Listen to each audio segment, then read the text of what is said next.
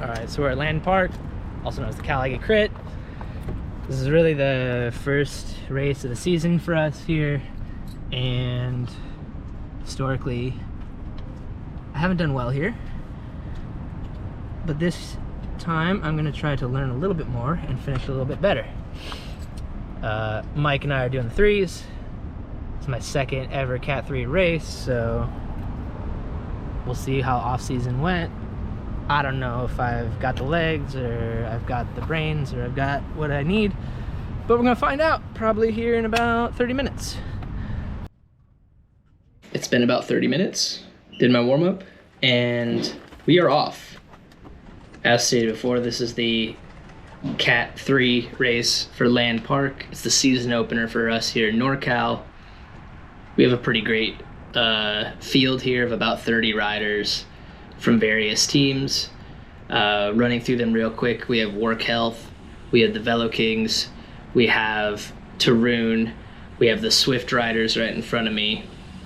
And on average, each team had 2 to 3 riders in it. So there's no overwhelmingly strong team by numbers alone.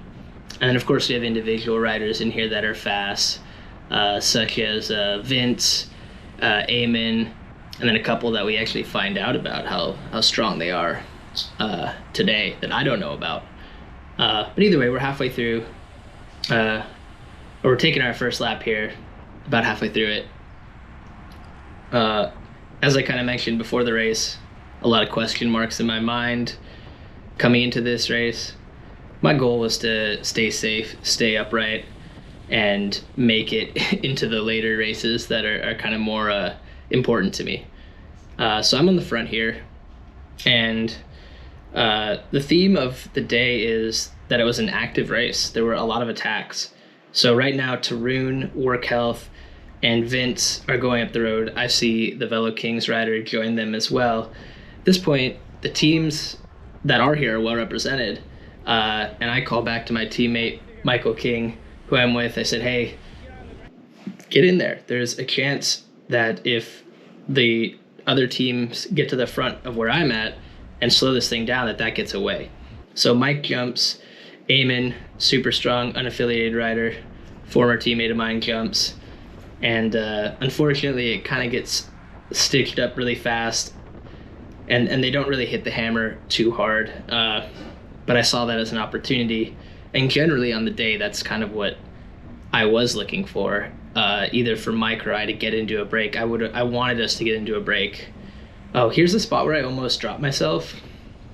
This just might be because I haven't raced in a while, but I just let off the gas a little bit, misread the pace of the race, and all of a sudden I'm gapped. And now I'm left doing way more power, way more watts, and putting more effort in than I needed to if I had just stayed on that wheel. Kind of interesting. One of those little mistakes that you review footage of and you're like, oh, why did I do that? Here we are again, just to give you an idea of like how fast this race got. We came around this corner so many times that we were doing 31 to 33 miles an hour, and it was super strung out. So yeah, it got fast. Aymen gets a little love in the peloton from a buddy. Here's an attack that goes again, and I mainly wanted to show these just to showcase.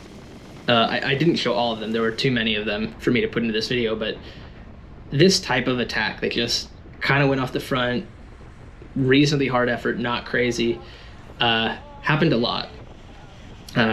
So, and that it was most of the race that went. Let's take a look at this. We have a Velo Kings rider off the front in what is I would say the most formidable break of the day. So I think that's Mitchell off the front, putting in a big effort. I noticed a Penn Velo rider bridging across to him. And so they're going to get into a pair and start working as two. Fast forward a little bit, they're starting to get away.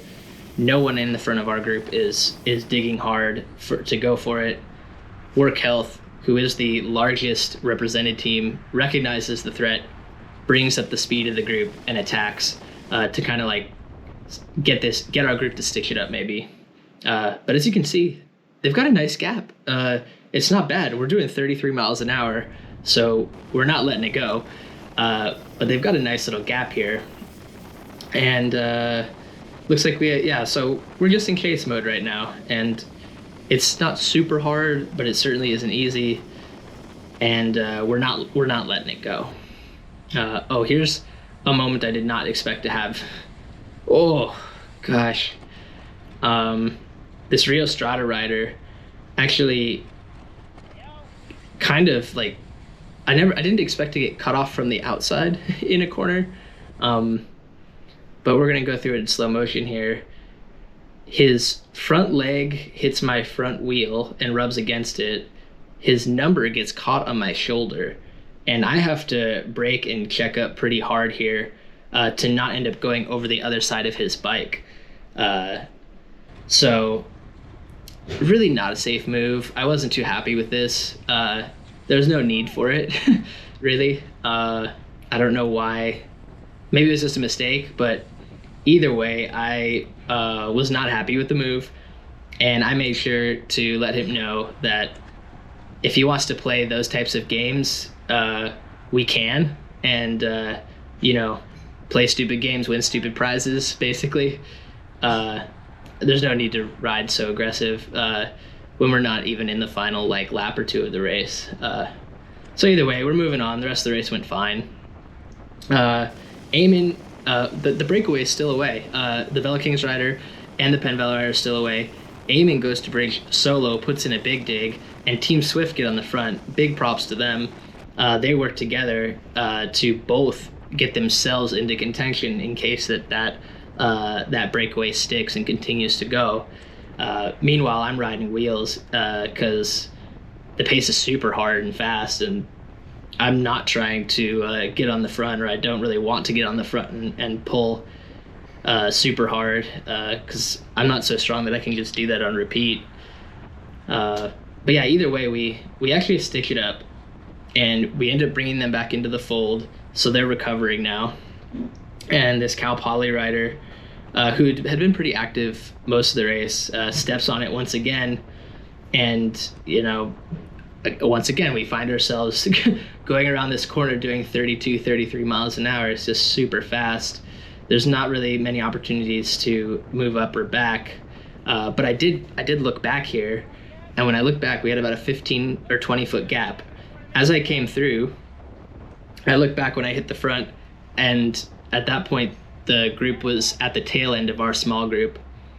I do wonder if I had stepped on it and really pushed, if that would have been enough to break the rubber band and get us an established breakaway. In the end, I decided not to do that and just sit in and try to remain safe and play it conservative. But now we're into the bell lap. There's a Tarun rider that has played their hand and wants to get away early. And things are starting to get cagey here. There's a little hole that gets filled in, and ultimately this is where I lose the battle to contend for the win.